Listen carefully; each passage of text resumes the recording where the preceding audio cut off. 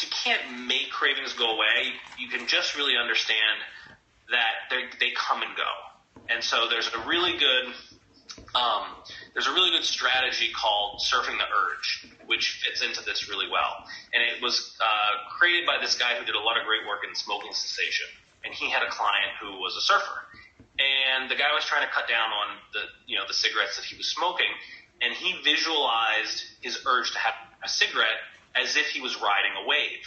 Because like a food craving, if you'll notice, like maybe you'll start having it, right? You're sitting on the couch, and it kind of drives you to stand up and walk into the kitchen, and it gets a little stronger. But visualizing it like a wave and understanding that as it got higher, like it will also, dissipate and go down just like a wave. Like that's how cravings work. Like you don't have a food craving forever. And kind of being able to detach yourself from that situation in that moment and recognize that this is just a temporary thing. This is not like you're not going to be craving spoonfuls of peanut butter, forever. It's just, it's a 20-minute thing. And I just use spoons of peanut butter because that's like my kryptonite. And for a lot of us. Understanding that you're surfing that urge, and if you can kind of visualize your craving like a wave, and you get that separation and just let time happen, the craving goes down, and you can kind of go on your day. And maybe you resist it initially for 5 minutes, right? And then you actually do have the peanut butter, which is fine. But then maybe the next day it's 7 minutes, right? And the next day it's 20 minutes. And then the next day you don't even have it at all.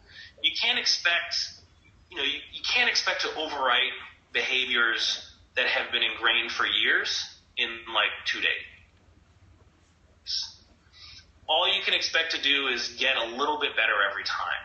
So if the first time you try to surf the urge, you think it quote unquote doesn't work, right? But I think if you try, it's automatically working.